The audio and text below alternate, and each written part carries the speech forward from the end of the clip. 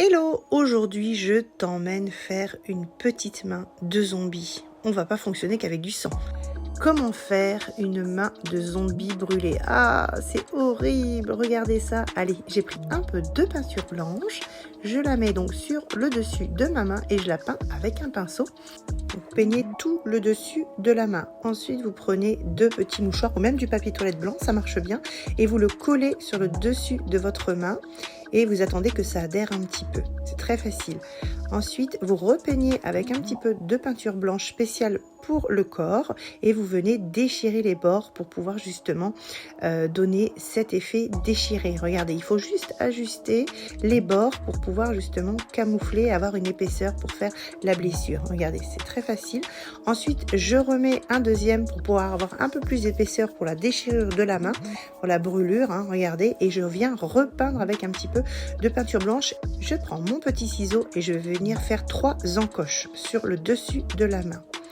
Ensuite, regardez les encoches. Et là, je vais venir donc, avant les encoches, mettre un petit peu de fond de teint pour avoir la couleur de mon teint. Pour que ça fasse vraiment blessure. Regardez, donc vous venez donc peindre avec du fond de teint donc la blessure. Et comme ça, on va avoir vraiment cet effet intégré à la main. Avec la même couleur que votre teint. Ensuite, regardez ce que ça donne. Donc, on a vraiment sur le dessus cet effet écaillé, brûlé et très abîmé. Ça ne se voit même pas. C'est vraiment génial. Ensuite, vous prenez du faux sang. Et là, vous allez venir faire 3 encoches de sang. Là aussi, c'est très facile parce que le sang est très élastique pour le faux sang. Regardez, c'est vraiment sympa. Dans les petites encoches qu'on avait fait avec les ciseaux, vous venez faire la deuxième. Voilà, vous choisissez où est-ce que vous souhaitez avoir les blessures. Regardez, donc là, on a vraiment 3 encoches qui sont faites vraiment très facilement. Et là, je suis venue peindre des petits bâtons de coton-tige en blanc pour avoir un peu cet effet d'os derrière. Voilà, et là, je les ai intégrés au faux sang avec un petit peu de colle à fossile. Et regardez, et après, je suis venue remettre un peu de sang. Ensuite, il a fallu au niveau de la blessure faire des ecchymoses, donc des bleus et de la peau très abîmée. Donc, je suis venue travailler avec du violet. Regardez, et regardez l'état de la blessure avec le violet. Donc, on a vraiment cet effet ecchymose que je voulais vraiment avoir. Ensuite, vous continuez à travailler avec les effets justement qui vous conviennent. Bon, c'est vrai que j'ai accentué un petit peu.